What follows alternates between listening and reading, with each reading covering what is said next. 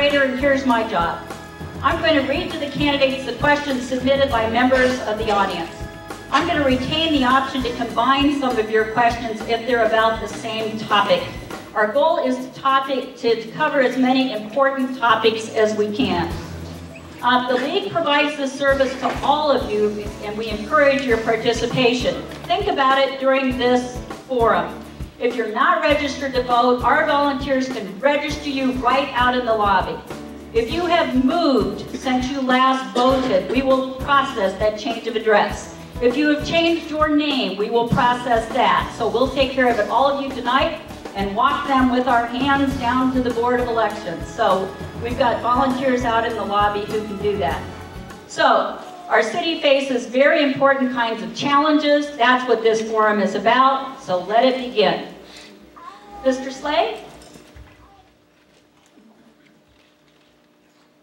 Thank you very much, and good evening, everyone. Thank you for your interest in this race.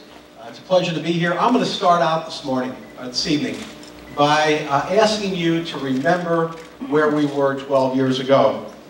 You know, this is probably the most complex government that we have in the United States of America. There are two citywide elected officials that have the same say, an equal say on important city matters like budgetary expenditures, contracts, as well as real estate matters. We don't have local control of the police department yet. It's a complex government. That is the reason why moral authority and persuasion are the mayor's most important powers. You know, having served as your mayor for 3 years, I think I've learned a lot. I can tell you this job plays to my strengths. First of all, you know, I work real hard. I work with partners. I've built a strong team. We have tackled some of the toughest issues. My word is good. I also have I'm very disciplined in my job. I show up. I also have a good team of people working with me. And I also have an even temperament, and I have a great attention to details. Those are all important to this job. Having served as mayor for 3 years has really given me the time, the experience, and especially the credibility to do things, to accomplish things other mayors have wanted to get to, but haven't been able to because of how difficult it is. Like systemic reform of St. Louis public schools and the education system in St. Louis. Also, getting local control of the St. Louis Police Department. The other thing we've been able to do is make sure that we have increased minority participation, women and city resident participation on city jobs, public jobs, as well as publicly supported projects in the city of St. Louis. We've also been able to accomplish meaningful financial stability through reform of the firefighters' retirement system. You know, I'm very proud especially of all the new young people, college-educated young people are moving into our city. I'm very proud of our top ranking for LGBT issues in the city of St. Louis. I'm also very proud of what we've been able to reduce lead poisoning in children and also to make our city better for seniors and to reduce homelessness. You know, these other gentlemen are going to try to argue that it is time for a change, that we should start all over. Well, I'm here to say and to argue with you and with them that, you know, we need to keep this city moving forward. It's going to be up to you on Election Day, and I'm here to ask for your support. Thank you so much. Okay, folks, if everybody will limit their applause, we'll be able to add by a third the questions. So, Mr. Matthews.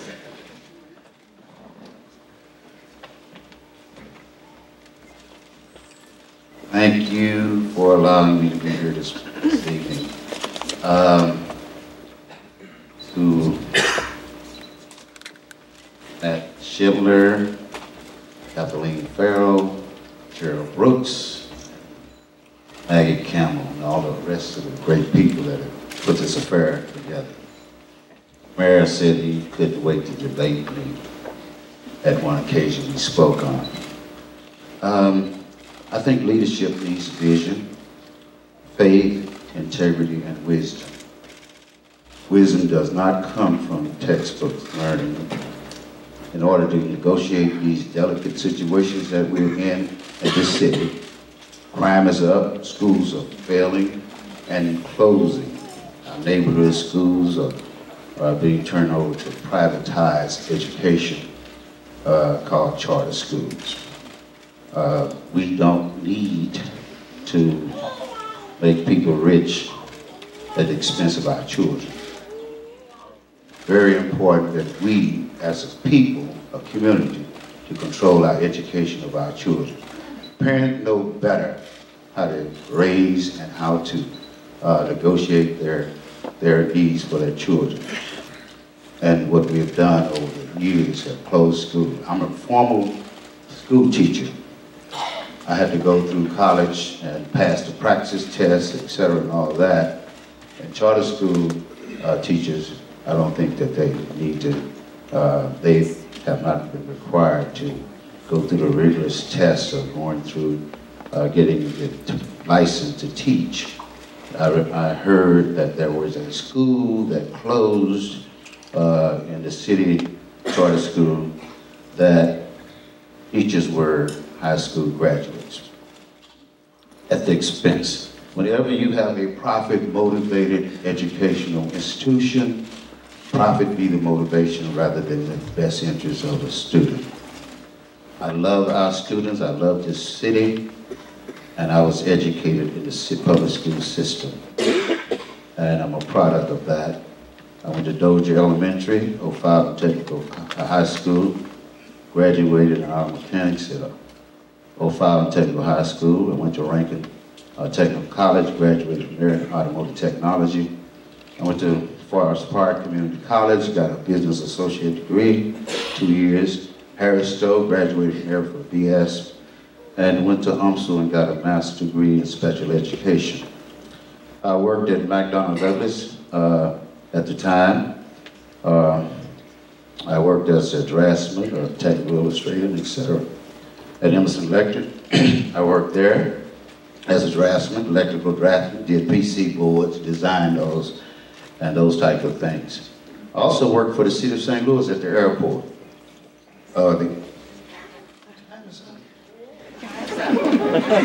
Thank you.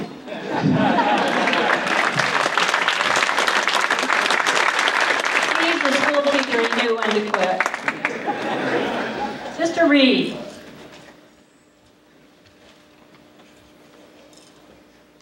Thanks, Catherine. Let's give our moderator a round of applause. Thanks for all the work. I also want to thank the League of Women Voters for putting on this forum tonight. You know, this is a very important forum. It gives the voters an opportunity to see what you have, see what you're going to be voting on come March 5th. And that's a very important thing. We have to, this is serious business, and hopefully tonight you'll begin to see the difference between myself and my opponent and why I'm running. But let me just tell you why I'm running.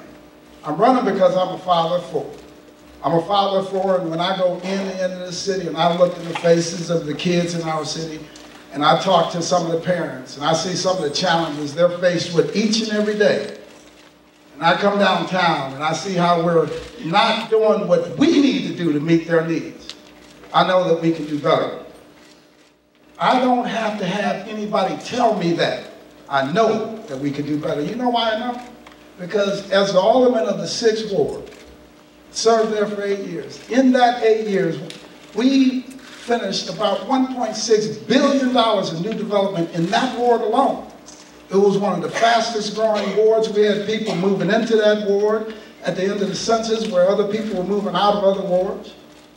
We had businesses coming in. We had economic development all across that ward. And we can do that all across the city. St. Louis's best days are in front of us. But we have to begin a new path. And the difference is not that we don't all want the same things. The difference is the path we're taking.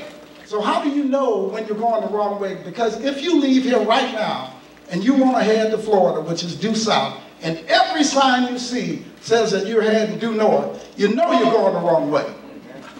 And guess who pays the price for that each and every day? All of you. You pay it in your tax dollars. You pay it with your kids' education. You pay it with all of these things that add to the quality of life.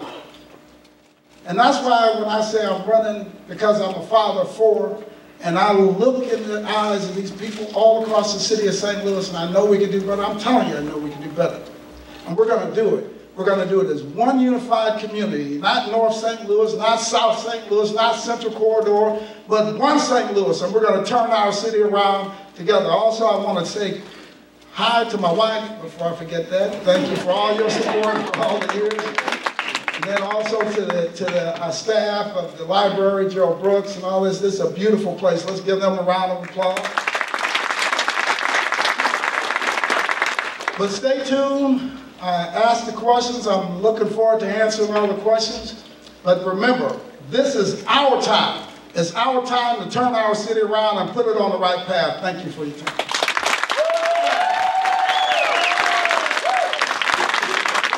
I should have brought my gong. Okay, we're going to start with the questions now. I'm going to ask the gentleman to stay at the table because we'll get a lot more questions in. Since we started with Mr. Reed, we're going to start with Mr. Matthews. Remember, each candidate gets to answer the question in 2 minutes. This question was written for Mr. Reed, but it's an important question to all of us. It's about crime. So Mr. Matthews, you're up first. During the current administration, says the question, we've routinely been ranked as one of the 2 most violent cities in America. What will you do to decrease the crime in our city? Thank you. Actually, use that. Crime. Crime is one of the biggest problems, especially in the 27th Ward. But as I campaign around the city, crime is everywhere. We tend to stigmatize certain areas by crime. The way I think you can solve crime is to make sure those young people have opportunities other than crime opportunities. Give them a job, give them some responsibility, give them some training, provide those kinds of services that they need.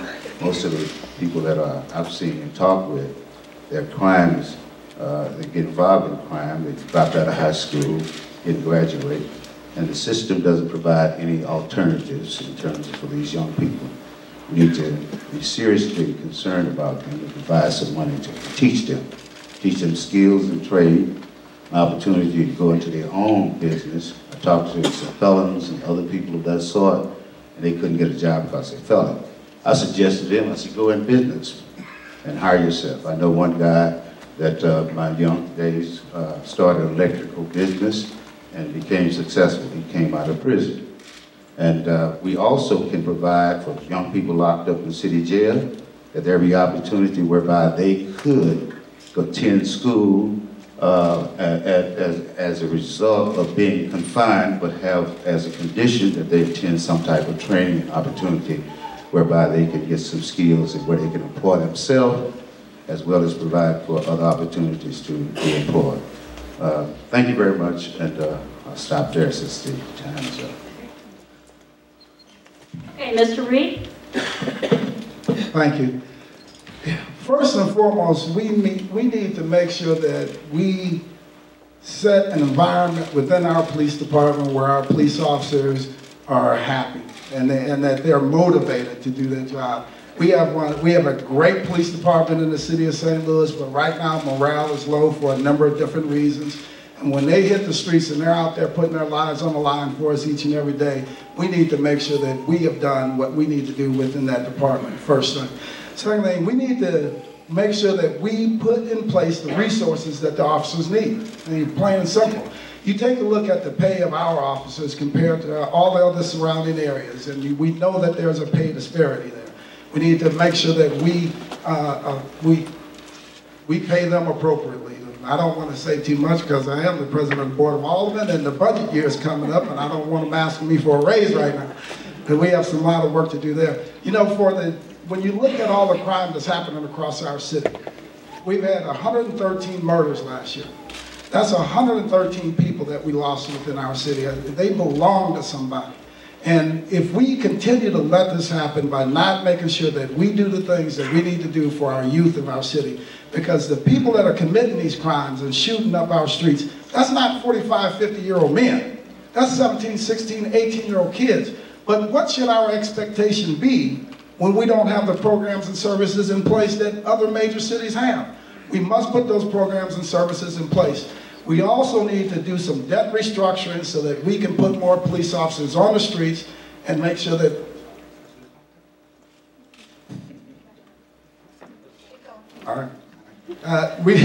we also need to make sure that we have a major debt restructuring in our city so that we can provide better police services for each and every person in the city. Hey, thank you, Mr. Reed. Mr. Slade. Thank you. First and foremost, I want to say that crime has been our #1 budgetary priority by far. Under my administration, our police budget has gone up by $53 million. That should account for 900 more police officers. Unfortunately, because of the skyrocketing pension costs, particularly in other high-rising costs, we have fewer cops today than we did before. But you know what? They're working smarter, and they're working better, and they're working harder, and they're being very effective. In the last 6 years, crime has gone down in the city of St. Louis steadily, in fact, by twice the amount of the national average. Hold on. But that's not enough. Okay, let him finish. But that's not enough. We have built partnerships with the University of Missouri St. Louis. We're using proven methods from across the nation. They're helping us implement strategy. They're measuring results, and we're getting results. We did have in 2008, there were 168 homicides. We were down to 113. That's 113 too many. We still have a lot of work to do, but it's more than just about law enforcement. We have to make sure we have good quality education. That's education for kids. That's what I've advocated for. After school programs. We started After School for All partnerships. We've also are working on creating now another summer jobs program. We lost some federal money for that, and now we have a youth violence prevention program, a regional one, where we've got partners helping us to create summer jobs for at-risk youth. Early childhood education is important as well. We just got another $4.2 million grant in the city for that in some of our highest crime areas of the city. And the other thing is, keep in mind that we have reduced lead poisoning in children dramatically by 80%. We know that creates behavioral disabilities. The other thing we got to do, the state's got to do a better job in regulating guns. They also have to support mental health services at the federal level and at the state level. There's a lot of work to do by a lot of people, and we can't have judges giving 4-year sentences to somebody who shoots at a police officer. We have some good cops. We've got a great chief. We're making progress. We've got a lot of work to do. Okay. Mr. Reed, you're first, and I know you're dying to get in there, and this is another question about crime. How can we get more police protection? We'll start with you. First, let me answer some of the things that were just put out there. I don't know about any of you, but I'm not feeling safer in the city of St. Louis, unfortunately. I wish I felt safer. You can play with the numbers all you want to. At the end of the day, we have a major issue in our city, and if we don't start, first thing we have to do is admit that we have a problem. Second thing, make sure we begin to do what we need to do. Hang on, folks. And I'm sick and tired of when we have to start understanding that 113 people or actually 113 people that somebody loved, cared for, was somebody's mother, cousin, brother, sister, aunt, uncle. There was somebody, if we continue this process of looking at it as just a number on a piece of paper, and we're skewing the statistics, when we're sitting here right now, in the last week, we've probably had 8 or 10 people shot dead on the streets of the city of St. Louis. And if we don't start addressing this stuff in a real substantive manner, nothing's going to change. Okay, I know you all care, so show that by letting the gentleman talk. When we talk, here's another, we talk about after-school programs. You voted against putting money in after-school programs when I introduced it at the Board of E&A. That impacts kids, that impacts families, and by your own admission here today, it impacts crime. Mr. Slay, you're next. No, him and then you. Rotated around, Mr. No, Matthews. first of all, nobody's denying, of course, there's too much crime. All of our neighborhoods need to be safer. But I'm not going to politicize this. Let me tell you something. We need meeting. Mr. Mayor, I'm sorry, that's not politicized. Okay, all right, let's time out here. We got to follow the rules. The purpose of that is to hear as many issues answered as we can. So if you could just hold on to that, try to work your response into another answer, I think we'd all appreciate it, everybody. So we all care about these things. We have too many thugs, too many people using too many guns against innocent victims in our neighborhoods, and that's a fact. That's why we put $53 million more in the police department. But we've got a problem with our pension costs. Our pension costs have taken up every new dollar in city government funding since I've been in office. That's got to change. That's why we need some meaningful legislative reform for our pension costs, because if we can't do it, we can't fund the things we need to do. The other thing is, you know, what we're doing is we're working on, what we're doing is working with kids every day. I meet with parents who have lost their kids to violence. I've been in homeless centers where these people don't have any place to lay their heads, and they've got kids with them.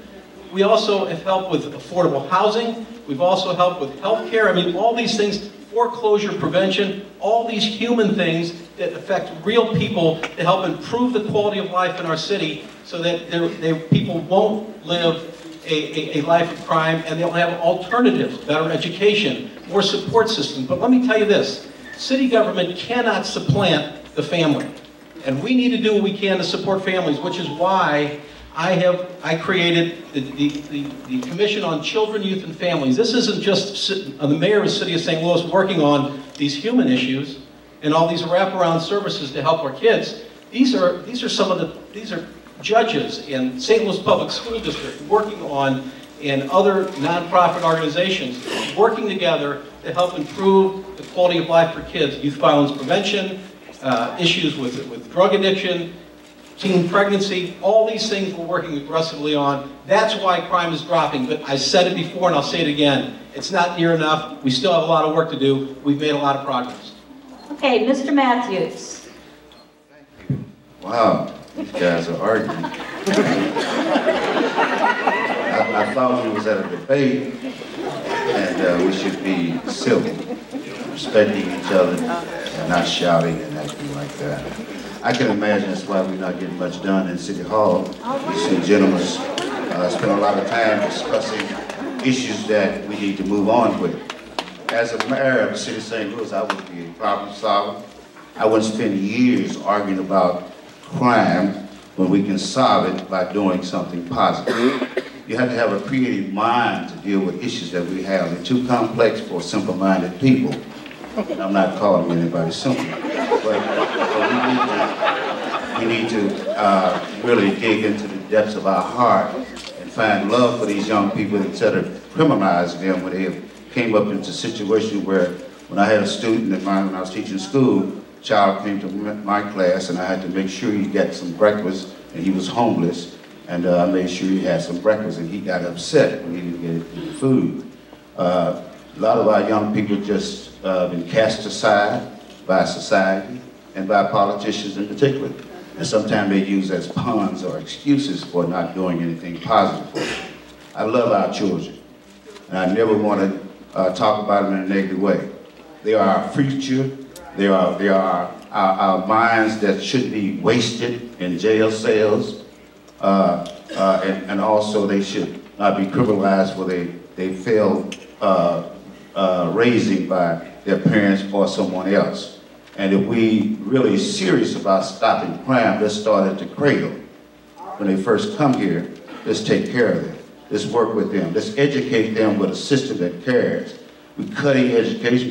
We selling the schools to privatized agencies. And you need to have a kind of caring for these young people. Stop. Thank you.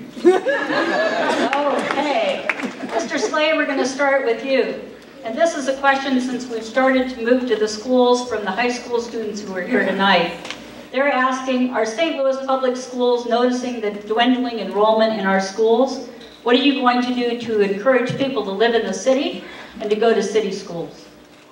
First and foremost, our public schools, we need more quality public schools in the city. We have some very quality schools in the St. Louis Public School District, and they're making progress. We've got a steady board and I think a top-notch superintendent that is making progress. They just they got their provisional accreditation back, which is a big start, but they have a lot of work to do. In the meantime, I've been working with a lot of partners to create good quality public charter schools in the city of St. Louis. We've been able to create over 15 new ones in the city of St. Louis, and we've got more to come. These are quality schools that are free public schools that kids can go to in the city of St. Louis. One thing we know for sure, we lost a lot of kids in the last census, and a lot of families with kids. What we need to do is have good quality schools to make sure our kids and our families stay in our city. The other thing we have to do is continue to add to the vitality of city living in a lot of different ways, and making our city a more livable place, and have a place where there's job opportunities and job training opportunities, and a lot of things that are necessary to have a good quality of life. Good things to do, a bikeable city, a sustainable city, a socially attractive city. I mean, these are all things we're working on. It's hard to answer within 2 minutes in terms of the things we're doing. But make all our neighborhoods safe is our goal too, to help bring more people here and to make our city a better place to live. Those are the things we're working on, and I can tell you we've made a lot of progress in that regard. There are more quality free public education options in our city. We also have to support the parochial and also private schools as well, because they matter as well. These are a lot of quality schools in the city that are doing a lot for kids. Okay, Mr. Matthews. I think that attracting people to our city is that you make it so great that folks can't stay away.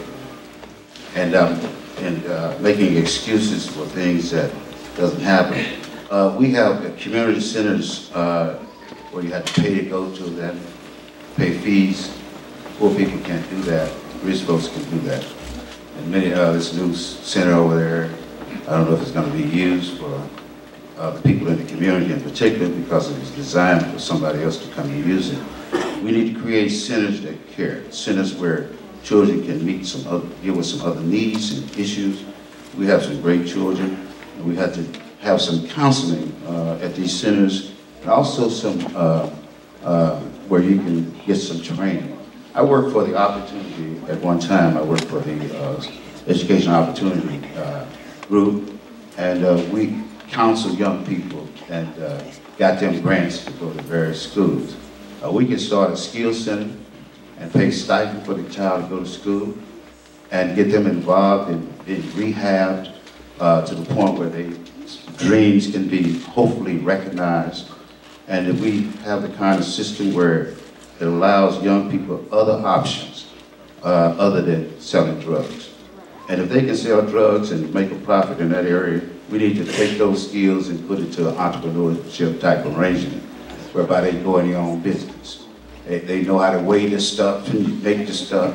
Let's just make them pharmacists and let them go to some pharmacy school if they're interested in that. But to argue over these issues of attracting people, if you build the best city, and I have a plan for building the whole city and hiring everybody. I call it the Nehemiah plan. Nehemiah looked at the city that he came to build. He got the people in the neighborhood involved in building the city. Okay, Mr. Matthews, I think you're done. Mr. Reed. Thank you. Sure everybody here felt my passion about the crime issue. It's because I've had it affect my family personally, and I know what these families go through on this issue. And to talk about the education thing, we absolutely must put forth a world-class public education system. Let me tell you why. Not anything against the charter schools, but we have to first make sure that we have a world-class public education system. Hey, folks. Here's why. When you look at our square footage in the city of St. Louis, 65 some odd square miles, you can be in another school system within 15 minutes in traffic, almost no matter where you are in the city. So you have to put yourselves in the shoes of the parents that are making these decisions each and every year on where they're going to live. They can move 15 minutes away. It's not a very difficult decision, and still enjoy things within the city of St. Louis. And then begin to look at other school choices. But they know that they're locked into a world-class public education system. That's why we have to make sure we put one forward. If you go to Chicago, LA, New York, any of these other major metropolitan areas, that's a 35, 40-minute decision one way. In St. Louis, it's a 15-minute decision. We absolutely have to have that first and foremost. How do we get that? We know that, you know, part of the stuff is after-school programs and some of those things. We also know in other major metropolitan areas, what they're doing is they're making sure that they have the wraparound services in place so that they are connecting the need with the resource. And when we begin to do a better job at that, we're going to see that learning can indeed take root within these children all around the city of St. Louis. But we have to make sure that we begin to have these wraparound services in place. We have to have the proper after-school programs in place. Okay, thank you very much. Mr. Matthews, you're going first this time. We're going to change the topic, but I think there'll be just as much passion. There are a number of questions about helping the homeless, and they're asking what increased steps can be taken to curb the growing homeless population and also to help those people. Thank you. That has been one of my very serious concerns. What we do for the least of these our community, people in our community, the homeless. I talked to one homeless guy, got him on video. He had mental problems. Years ago, we closed one of our mental institutions, South St. Louis, and he's on the street. But he has an income, and that he gets. He said that if he could get some training, that he could probably help himself better. And we have homeless. I've spent about 5 hours trying to get some homeless person in Larry Rice, trying to call some politicians in this town. The information is not accessible to homeless people. No one actually tells them about what's going on. And many times when as I involve myself in community affairs, in North St. Louis, we were the last one to find out what's going on. I was over in South St. Louis and I looked at that new community center built in 2009.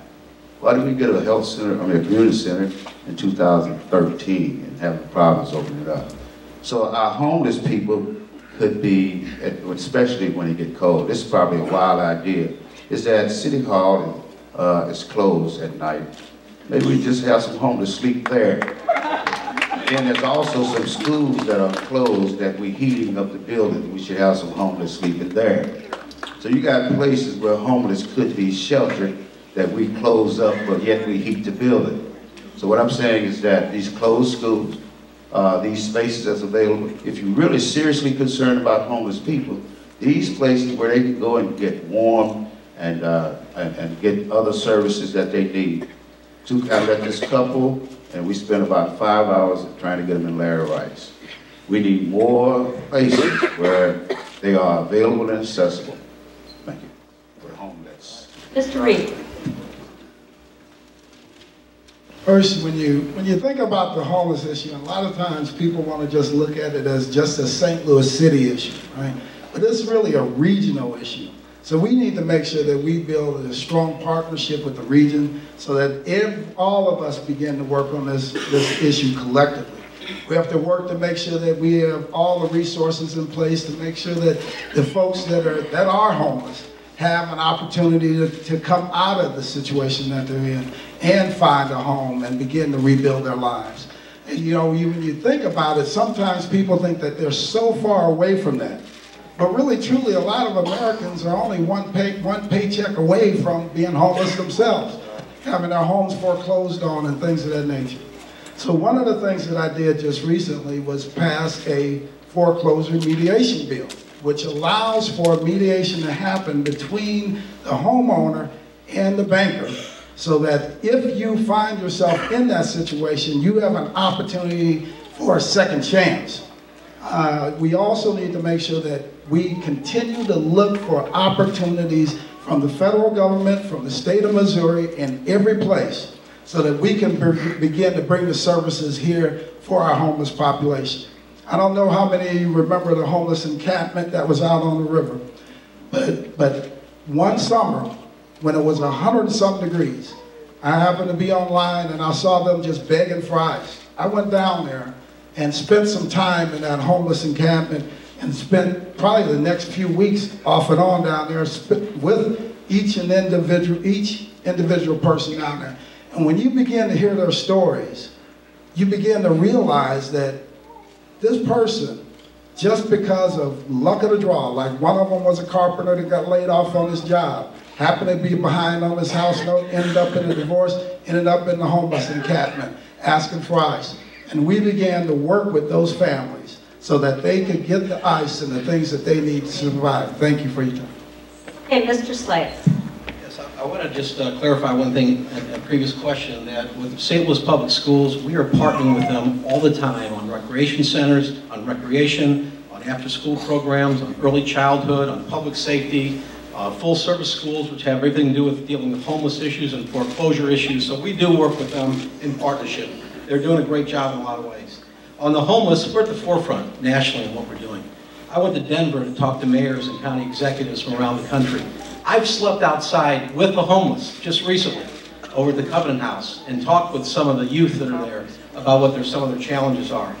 We have a national model, a housing first model, and we've created hundreds of new housing first units for homeless in the city of St. Louis. The unfortunate thing is something I've been talking about, and Mr. Reed just mentioned, and I've been talking about this for years. This should be a regional issue. Almost 50% of the homeless people we serve in the city of St. Louis come from outside the city of St. Louis. That's a crime. The rest of the region turns its back on the homeless. We serve them in the city, and we're happy to do it. And we're happy to provide them with these services, and we're doing a great job, and we're helping a lot of people. We have a continuum of care network. We have one of the largest, we get one of the largest allocations of federal dollars per capita for homeless in the country because of our partnership and the quality thing we're doing with so we're very, very proud. We also had, I started, again, a national model where we actually put in money for a national homeless prevention partnership with the Urban League, Catholic Charities. We actually saved thousands of families from losing their homes. I care about this issue. We're good at it. We still have a lot of work to do. Okay, Mr. Reed, we're going to start this time with you, and we've been talking about the relationship with the county and the city. And so here's the question by several audience members. Do you believe the city should merge with St. Louis County? If so, how, and what is your plan? First, I know I've heard a lot of talk about this, and my general idea is this cannot be our only big idea. And this cannot be the saving grace for the city of St. Louis that we somehow merge with the county. Because I think that there's a lot to do to be able to get there. First thing we need to do is get our house in order here, so that we're not going to the table with our hat in our hands saying, please county, can you take us in? I think that's a problem. So we need to make sure that we're strong, and when we enter the county, that we enter as equal partners of, and not coming to the table with our head down and begging for some help. But I think some of the biggest challenges in getting this done is the politics. Because if you live in the county, and if you're a Republican in the county, and how willing are you going to be to bring on board 185,000 registered Democrats? I think that's a tough thing. I think that on any given Sunday, anything can happen, but I think that makes it even more difficult for that to happen. But we have to, what we need to do right now is begin to put in place some cooperative agreements, very public cooperative agreements, so that we can start sharing services, everything from our police department, our development agencies, and on down the road. And then, when I say it needs to be public, because we need to show people that the world didn't end. And then over time, we can begin to move in that direction.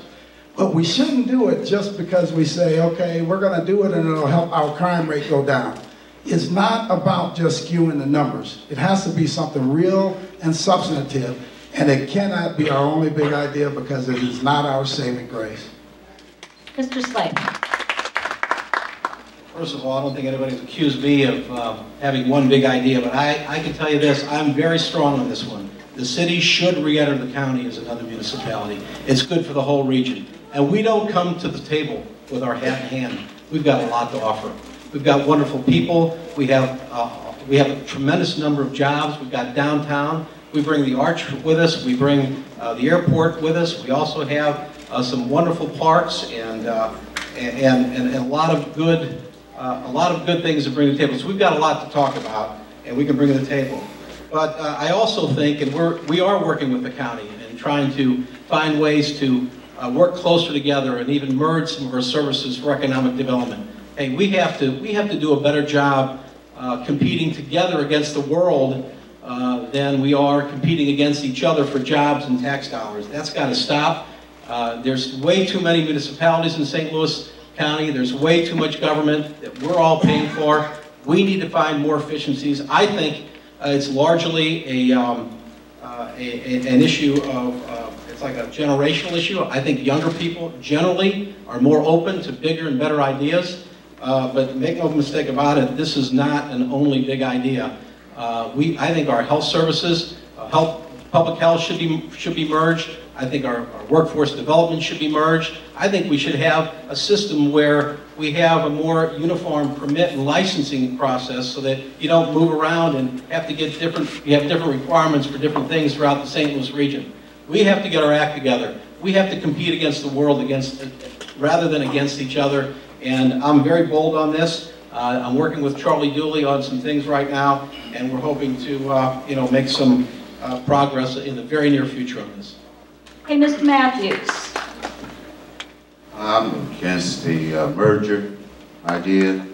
It becomes a bigger government, which is less able to control. Your vote, especially African American community, is that with other groups involved, we have less political influence in a bigger situation. I can't imagine you want to merge the city with the county and can't manage the situation currently. So if you go bigger, you have less managerial ability, unless you have some skills that you haven't used yet. So I'm saying that once we develop a kind of leadership and have a real change of leadership, rather than leadership that makes excuses. These two gentlemen have been leading for the last 12 years. And now all they can come up with is abandon ship and go with somebody else. I'm saying that we need to learn how to manage our home, our house, this neighborhood, this community. We have the best location, best place, the most valuable land, and county would like to take over this neighborhood, this land base that the city has. And it's taking place with the Paul McKee process. These are people out in Clayton that is merging already. They're buying up North St. Louis, and these two gentlemen supporting that particular process. So merger is already on the move, moving people out of their neighborhood, and they're not involved in rebuilding their own neighborhood. If you're not involved in building your neighborhood, and somebody else is, then you're not going to be part of that plan. They're planning you out of the neighborhood, so these rich people come in and get grants, get tax abatement, etc. And then when they want to get bailed out the program, they sell it to another developer, and as a result, we get ripped off, and we don't have a project. I think you're done. Mr. Slade, speaking of development, we have 4 or 5 questions about what's the best way to revitalize the North City. Can you speak to that? Absolutely. Let me tell you that, first and foremost, we've seen a lot of disinvestment. We've seen disparities in crime, in public safety, in health, in also economic opportunities on the north side. One of the things I know is we have a lot of potential there, And what we've been doing is we've been focusing a tremendous amount of resources with using MHDC tax credits. We've used block grant money, partnered with Alderman on that. We've also used, if you notice, we have been one of the largest recipients on a per capita basis of the Hope 6 program, which is when you see those high-rise, low-income housing developments that have been redeveloped and rebuilt, and we've advocated for that. We've put those projects, number one, on our MHDC tax credits so that they can get done. So you see the Blue Mire, you see what's happening with the Doris Webby and other developments on the north side. The other thing we have done is we use some of these tax credits to revitalize older buildings like Arlington Grove. That is a beautiful, sustained development in North St. Louis, as well as Old Sarah. So we're seeing a lot of investment in neighborhoods that haven't seen it in a long, long time, but there's a lot of work to do. I am an advocate for what Paul McKee is doing on the north side. He's got a plan, he has a vision, and you know, what happens if he succeeds? Think about that for a minute. He's acquired a lot of property, he's got a vision, he's going to do a lot of infrastructure, he's going to create opportunities there that people have been crying for decades that we haven't been able to see in the past.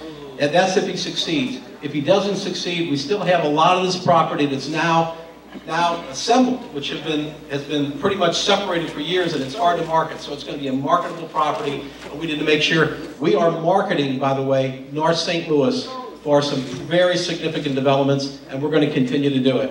Frankly, we got a lot of work to do. Okay, I think we're done. Mr. Matthews.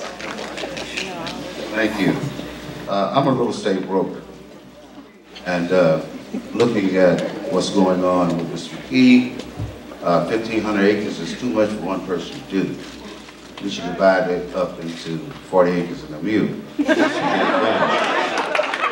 means that you have more work done quickly with more people involved in the process.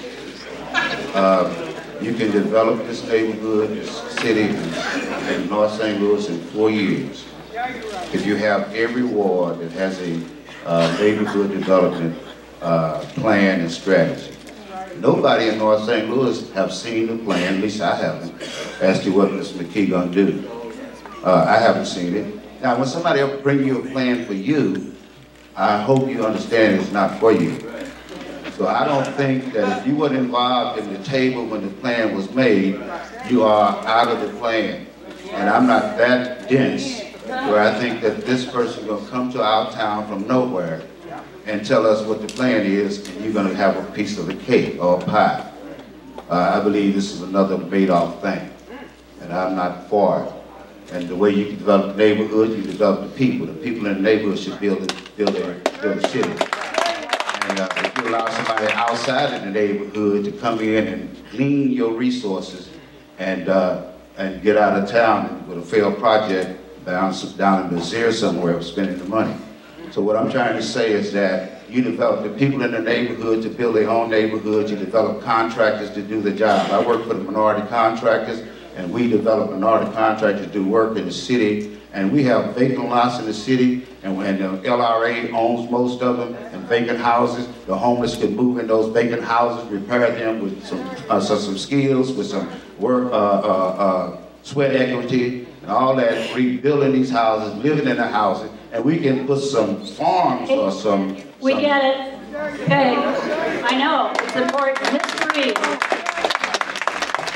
All right. That's the saying for the evening. 40 acres and a mule.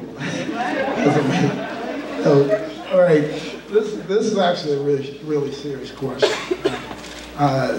This one points out a distinct difference between me and my opponent. Because if you heard what he said, he talks about doing development to a neighborhood or to people. But these things need to be done in cooperation with the community.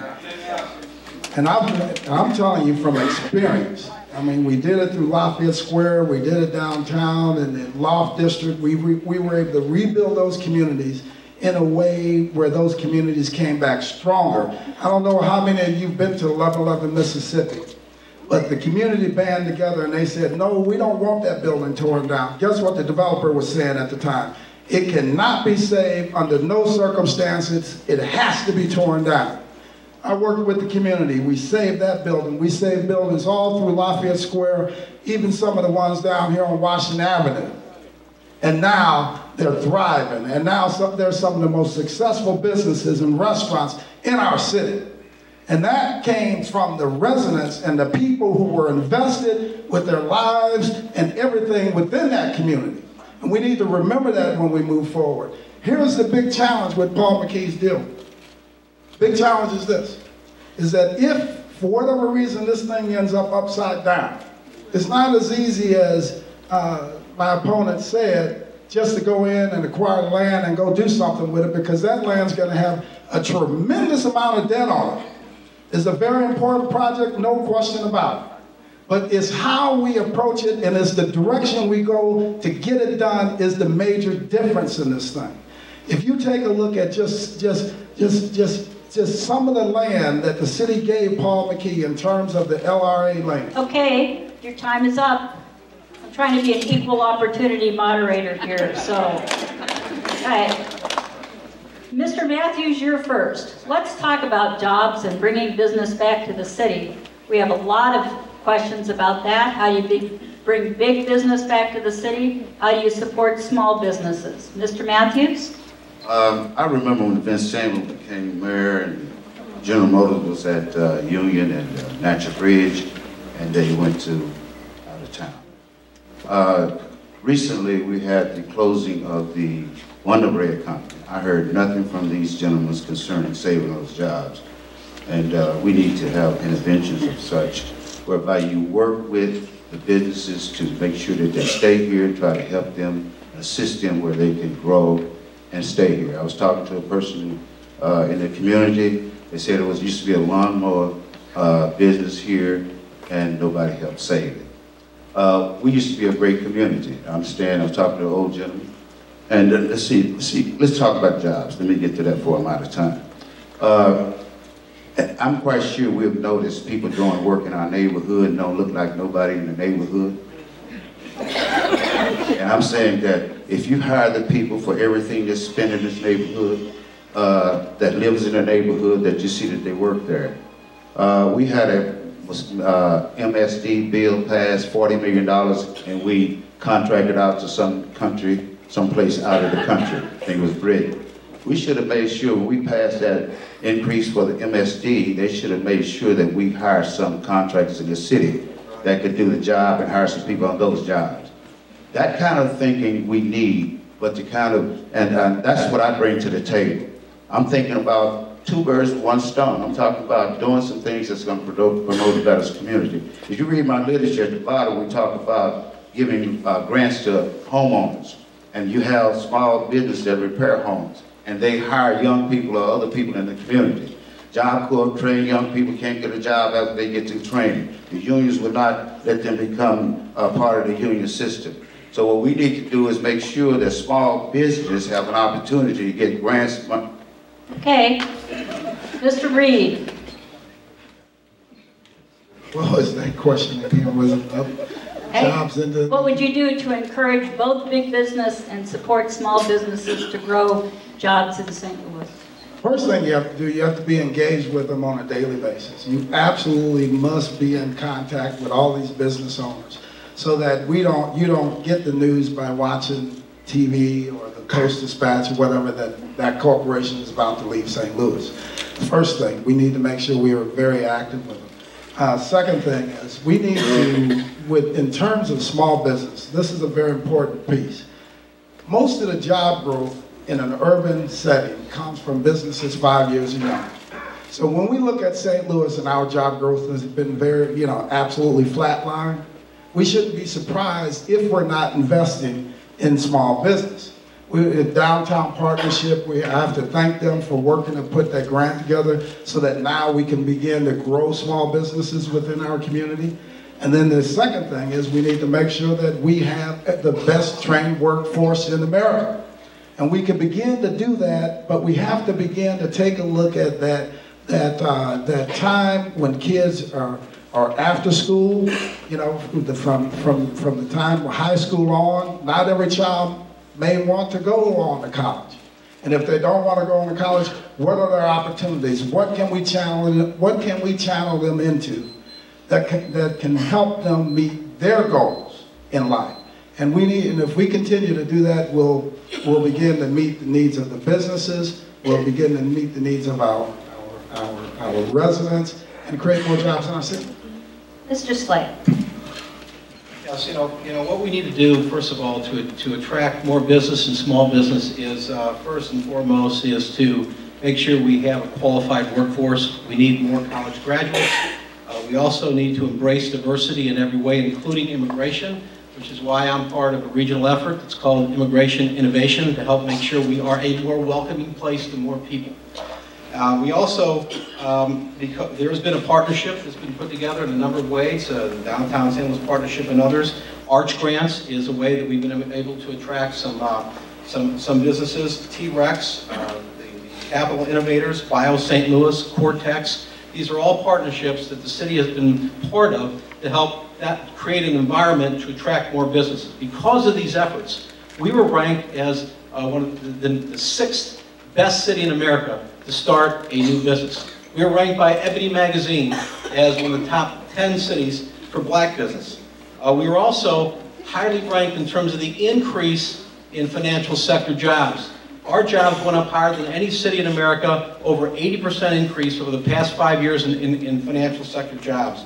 And that's not because we're not paying attention, that's because I am working with businesses. I'm in these boardrooms, dozens of boardrooms, talking with them. When they're making decisions on their leases, I'm there. When there's something we can do to try to keep their headquarters here, we do everything we can, but it's just not me. I'm working with other people, the RCGA, the regional chamber, the other Civic Progress and others. So we've made a lot of progress. We have we just have to keep doing what we can to make St. Louis a more livable place for more people and make it more attractive, better education quality, and all the things we talked about before. But the jobless rate has dropped by 34% in the city. Not enough. In the past 2.5 years, we have a lot of work to do. Okay, let's talk about public jobs, city jobs. And our audience members have a number of questions. They're concerned about whether or not we want to privatize the water system, or whether or not there's just been a consulting firm hired. They want to know why we can't give proper raises to our city workers, and what we can do to attract better quality people to work for the public. Mr. Reed, you're first. Thank you, Kathleen. This is an important issue. You take a look at one of St. Louis's greatest commodities is our water. I mean, we have some of the best tasting water in America, right? So now we have a proposal on the table from a company that with not a great track record to begin taking a look at how they can ultimately outsource and, i.e., privatize our water system. Right? I've had a number of meetings with them, so I know the plan, I know what they're talking about, I know what they came with 2 years ago, I know how they've changed it today to try to soften the blow, but ultimately the plan would be to outsource our water department to this private corporation. And everybody in this room, if you live in the city, you ultimately pay the price. You're going to pay it in 2 ways. Number one, you're going to have a lower standard of water based on what they told me themselves. They would change the formula to meet a formula that's more in line with what a municipal water system should be. They said you would notice the taste right off, but eventually you'd get used to it. I'm sorry, I'm not good with that. The other piece they said is that, you know what? A lot of homes in the city, they don't have water meters, so we can put water meters in. I said, well, wait a minute. I think our guys are qualified to do the same thing. We can put water meters in. It doesn't seem that tough. 2 pipes, water meter, you can hook it up and we'll be fine. So why would we have to outsource it for that? Then, ultimately, what came out is that they would work on increasing the rates. And I said, can't we increase our rates right now and we would still own the water department? We wouldn't have to pay some private corporation and be under their standards when nationally they've been thrown out of places because they pump raw sewage back into the river. They violated health code laws all across the nation. And this is a plan that my opponent is pushing, and this is a plan that I do not support. All right. Mr. Slade. First and foremost, I cherish our water department more than just as much as anyone. I stood in front of 300 mayors in Los Angeles a few years ago to get an award for the best tasting water in America. We have a top quality water department, and we need to make sure it stays that way. Unfortunately, a lot of misinformation, unfortunately.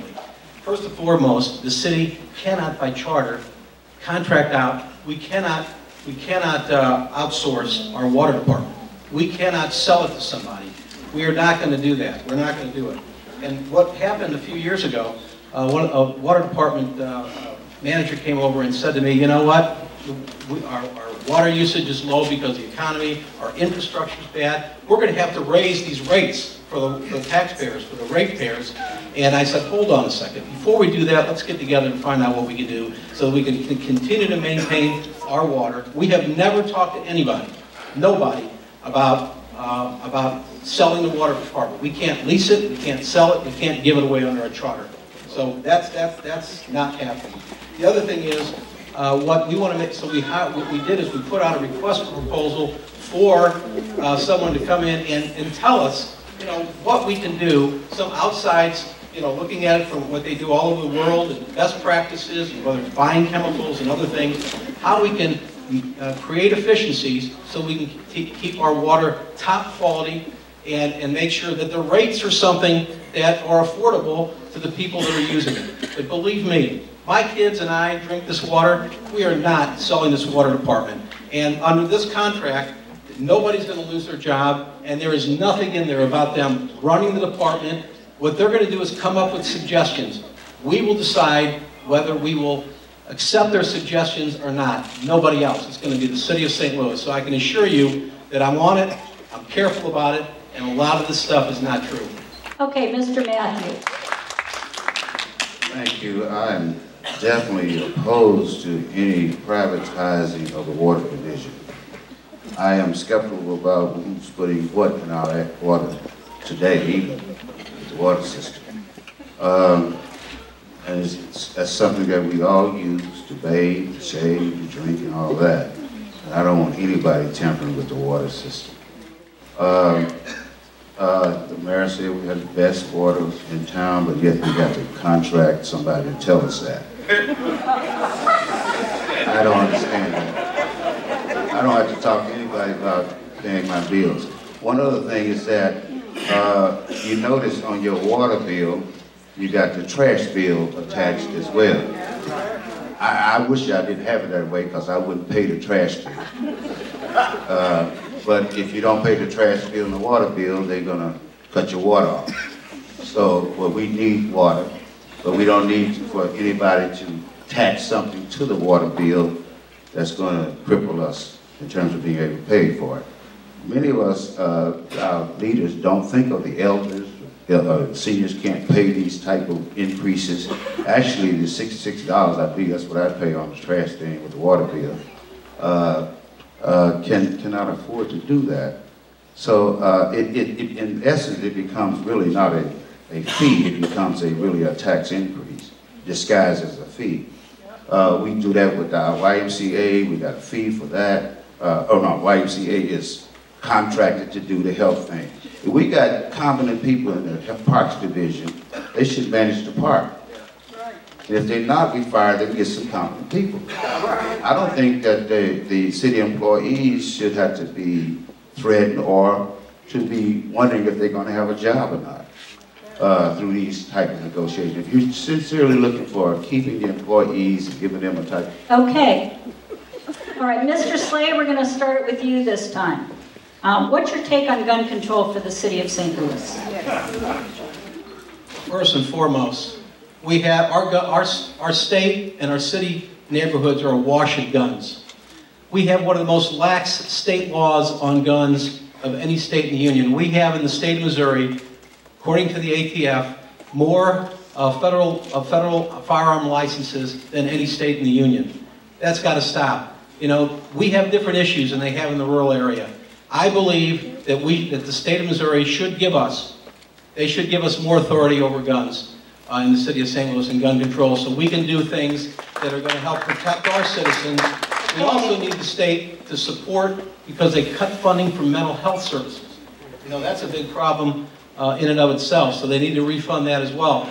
I also would like to see the city of St. Louis do even more to enforce existing gun laws. I think the state should create a armed offender docket. So if you use a gun in the crime in the city, you're going to get a bigger bond and you're going to get a bigger sentence. And we're going to keep our eyes on you because this idea about shooting at a police officer and getting 4 years imprisonment is a travesty, and it's got to stop. You know, we have different issues here. We should be treated differently, and part of my legislative agenda in Jeff City is to try to accomplish some of these. I will tell you, though, because of the makeup of the state legislature, and I'm not sitting here expecting that we're going to get a lot of results, but I'm not going to sit here when innocent victims are being gunned down in our neighborhoods by gun violence, while, you know, there are people out there thinking that we, you know, because of the Second Amendment, you know, it's absolute where you can have any type of weapon anytime you want and make it as easy as possible for a lot of people to get it. I think that's wrong, and I really appreciate what the president is doing and the Conference of Mayors. I've actually signed on a letter with the Conference of Mayors on that issue. Okay, Mr. Matthews. I think gun control is maybe be disguised as people control. I think that people should be able to protect themselves. I know the bad guys going to get guns, and if they control the good people from not getting guns to protect themselves from the bad folks, it may become a problem. I think we should be able to protect ourselves. I don't think guns is the way to protect yourself, but the police are arming themselves to the T. I've seen them have tanks and all this stuff, man. I said, wow, man. They want to control us and take the guns and have this kind of thing. So you have to really think about the underlying method. When governments and people in leadership talk about controlling things, I get afraid, especially controlling us. We're a free country, we're a free people. And we need to be able to exercise that freedom without the chief of police and the police department controlled by the mayor. I think people ought to be in control of their police department, control of the Board of Education, and nobody else outside of that. This is our community, and we should be able to take control and not give it to some one person. So we got the guns in our neighborhood. We don't have a gun factory in our neighborhood, but yet somebody is selling guns to our neighborhoods, and we don't make guns.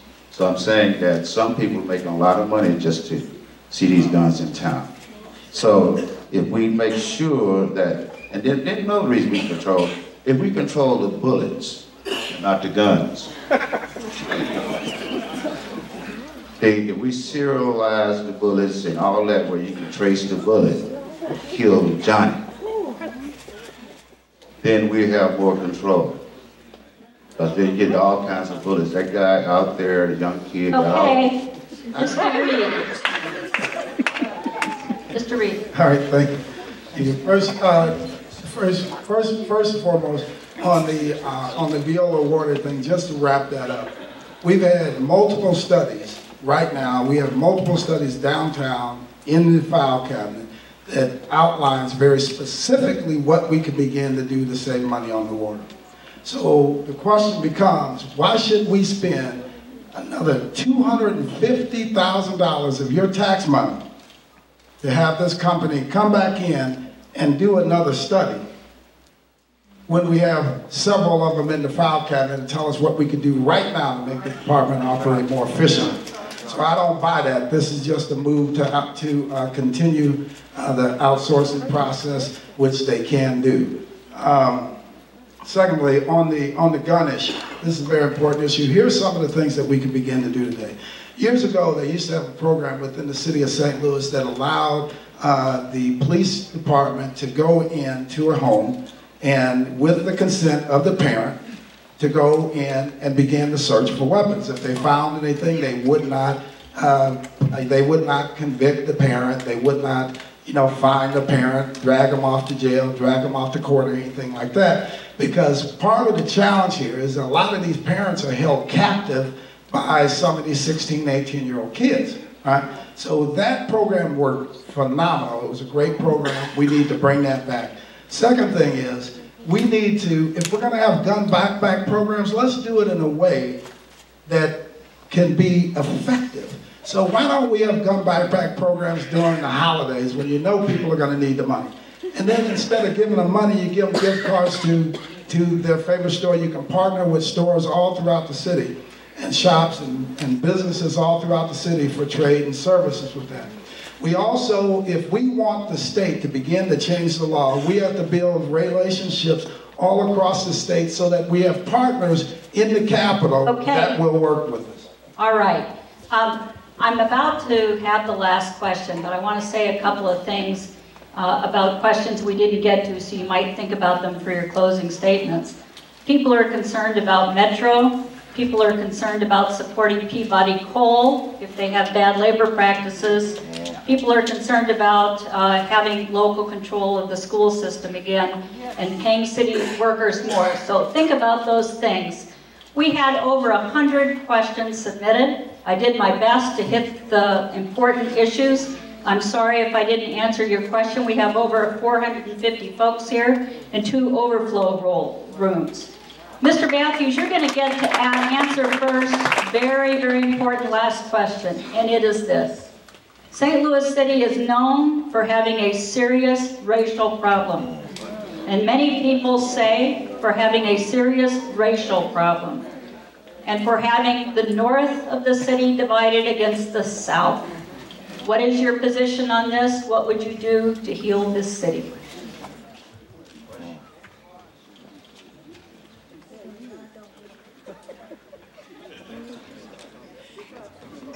Yes, good. Yes, sir. You get to answer this one first, the last question. Thank you. Look like this campaign is shaping up to be a racial campaign because I'm not involved in the newsfeed here. You read the posts, these 2 gentlemen mentioned. I'm in South St. Louis, North St. Louis. And whenever you speak of St. Louis, it's North and South. That's how you create the racial problem. I would be the mayor of the whole city, everybody in the city. And that's why we have the problem, is because we say black vote, white vote, and all that. A vote is a vote, and it doesn't have a color on it. The president won not running black, nor running white. He won by being the right kind of person at the right time. And I am the right person for the job because I know how to deal with you and you and you, as respecting you and loving you and listening to you. Every one of us have a piece of the answer to our problems.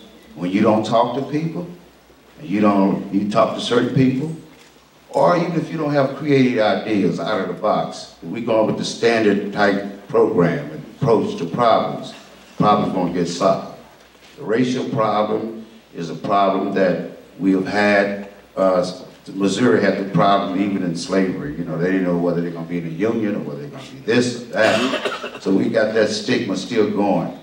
If you start recognizing the fact that everybody counts, everybody has value, and the best resource we have is people resource, that's you, who has information that everybody needs to solve our problem. But when you exclude a particular group based on their color or whatever, then you allow yourself to have racial biased opinions and ideas that affect everybody in a negative, not everybody, but as a matter of fact, everybody in a negative way.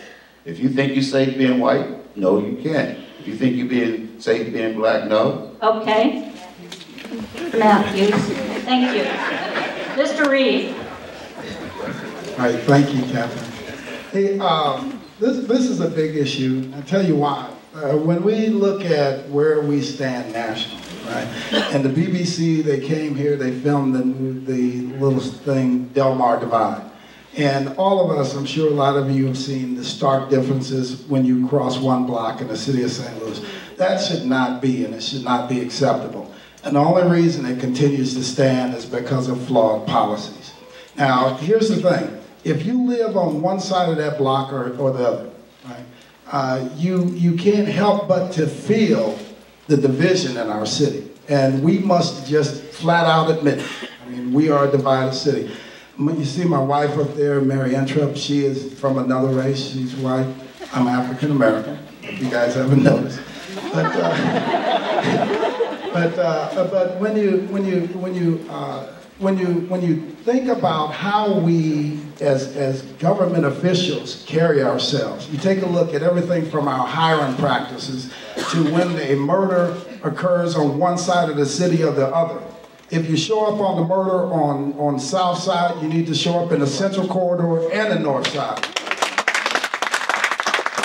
Because if you don't, even if you don't mean it to be about race, it becomes about race instantly. And we need to understand that because we can begin to diminish these lines overnight by carrying ourselves different, by we need to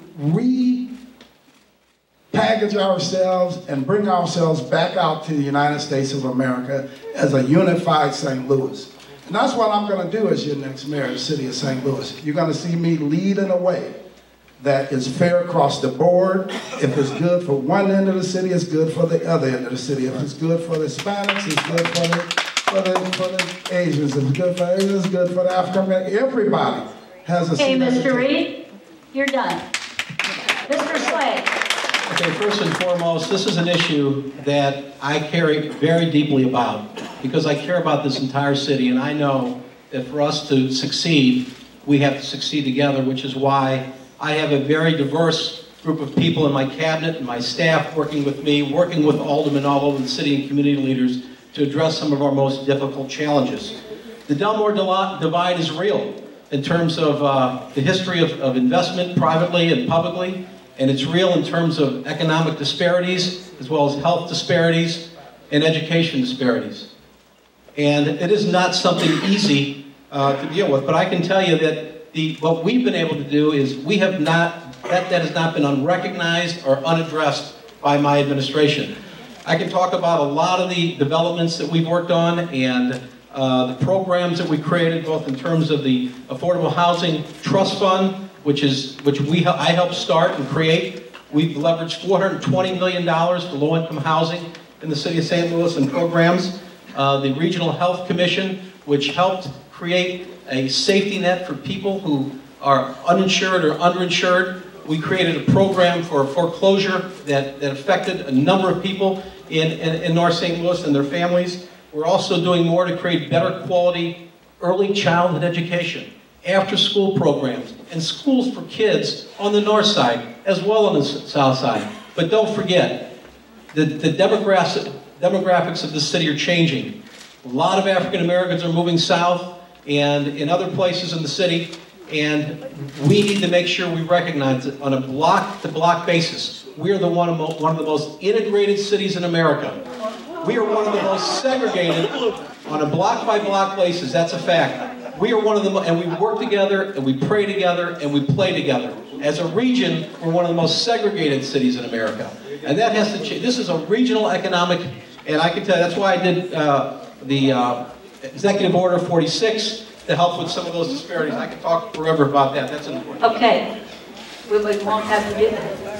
All right, we're moving to closing statements, just so that you know that this is going to end. And Mr. Reed was last in his opening statement, so he is first giving his closing statement. You've got 3 minutes, Mr. Reed. Can I come up here? Sure. Thanks again for your patience. Thanks again for attending tonight. You know, and you know, hopefully you've seen some of the differences in myself and my opponent. But one of the things that you should take away from here tonight is this Executive Order 46. And when you think about race relations, this is exactly what we're talking about. With this Executive Order 46, what had happened was my opponent would not support the law, but he put an executive order in place that he can take down the minute an election is over. So people all across the city, men, women, white, black, it doesn't matter, They saw through it, and they saw it as a perfect press moment, and it was a beautiful press moment, but it will not help race relations in our city, definitely. Let me tell you why I'm asking you for your support tonight to be your next mayor of the city of St. Louis, because I know our best days are in front of us. I know that we can be a stronger St. Louis. I know we can create jobs all throughout our city. We can work to make sure that our kids have the best public education system in America. We know what we have right now. I don't have to tell you. Anybody that steps up here and tells you that they've done a great job at driving down crime, when we're the #2 most crime-rated city in America, crime has dropped by 15, 20% all across America. Nationally, it continues to drop. We can't take credit for a national movement. We have to begin to do those things in the streets today to change the lives of these families, and they cannot wait. We cannot afford 4 more years of what we've been doing. We know we're going the wrong direction because every sign tells us we're going the wrong direction. We have some of the worst health care amongst adults in America. Pay has been absolutely flatlined across St. Louis for all these 12 years. We know we're losing major corporations. Our airport is a shell of what it used to be. It's time to stop playing with this stuff. This is real serious stuff. So I'm asking you for your support to be your next mayor of the city of St. Louis. Here's what I'm going to commit to you. I'm going to commit this. Every morning I'm going to get up and I'm going to get dressed and I'm going to work for you. We're going to reach our goal. We're going to begin to change this city in a real substantive manner. We're going to add to the quality of life of every individual on the streets here in the city of St. Louis, and nobody will be left out. Because we're going to build one St. Louis, not North St. Louis, not South St. Louis, not Central Corridor, but one St. Louis. So join me so that we can begin to turn our city around and put it on the right path. Thank you for your time. Okay, we got 2 more. Mr. Matthews, 2 more next. Thank you. Excellent speech, but with no substance as we didn't deal with the infrastructure. I was driving over Kings Highway, and you know the bridge that after you get past Manchester is a brand new bridge. But if you go to the next bridge, you'll find out it's decayed. We have to do something about that. I hate to even say this. The mayor and the president of the Board of Aldermen has been together for the last 12 years. And if he could have done something, he would have done it then. Don't expect something to be done by the people that haven't done anything yet. So the mayor and the president of the board appoints commissions to the public school system. The governor appoints 1, the mayor appoints 1, and the president of the board of Aldermen appoints 1. And the board is failing, and their appointees are not doing the job, and they are responsible for it. We can't let them off the hook, talk about they're going to do something. I love both of these gentlemen, but facts speak for itself. Facts speak for itself. As your mayor, I'm going to get rid of LRA, who is a land bank for all of the developers. North St. Louis looked like a ghost town, and all those vacant lots. We should grow some corn and cotton on those vacant lots and have some people that are homeless to learn how to grow some vegetables and things like that, and start a vegetable business whereby we sell it to Soulard, or we start in North St. Louis, Soulard in North St. Louis. And you can grow on these vacant lots. We should even give the vacant lots to people next door to the vacant lots to take care of. The cutting cost of vacant lots and vacant buildings is the problem that our value of our homes that are next to vacant property, the LRA owns, bring down your value, my value, and we can't make LRA do nothing about those vacant lots and those vacant buildings. They ought to give them to the homeless, give them to someone that can do something with it. But you got to see an Alderman in order to buy a lot that LRA has. So that's a problem. Restraining growth and causing problems. I got involved in this race. I was trying to sell a but a commercial property. Been vacant for years. The Alderman wouldn't go along with the buyer. I had problems with that. You have a vacant building for years, and here's somebody want to do something with it, invest in our community, and you put all kinds of obstacles, problems for people to get involved in it. I can do the job. A real change in City Hall requires you to elect Jimmie Matthews. Those people that are there now, been there now. A breath of fresh air is needed in City Hall.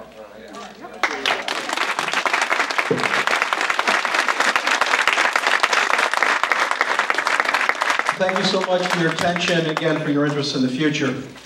You know, I'm here to ask you for your vote on March the 5th. You're not just voting for me, you're voting for a very talented group of individuals and a team of people and a partnership that we've created to address some very, very difficult challenges under very, very difficult economic times. These two gentlemen are not new to city government. Neither is a new face. Neither can lay claim to much in terms of accomplishments in city government. Neither has said a whole lot about where they've been over the last 4, 8, and 12 years. And yes, we can all sit here and talk about the challenges and what's wrong with our city. But I'm a man of action, and we have taken on some great challenges and made some great successes. You know, this has been a tough economy. Some of our toughest challenges we've been able to get through. We've been able to stop. We've been able to get over this difficult economy pretty well. I mean, we still have a lot of challenges there, but keep in mind, we still got a lot of work to do. Our city is a much better place today than it was 12 years ago. It's more tolerant, it is safer, it is healthier, cleaner, better educated, and it's also more fun. There's a lot more to do in the city, and there's a lot of things we can be proud of. All these neighborhoods have been redeveloped, and all the new programs that we've had that we put in place to help people who need a hand up, and we've helped a lot. But yeah, there's a lot to do, and I'm not standing here to deny that we have challenges or to, just brush off some of them. I'm here to tell you that I do wake up every day, and I do work hard with a talented team to address these challenges. And we have raised a lot of eyebrows for all the accomplishments. We've got a lot of national and international attention. But you know what? Over the next 4 years, I want to turn some heads. That is not an impossible task. Working together, we can and we will do it. Nothing is impossible. I would appreciate your support for re-election on March the 5th. Thank you.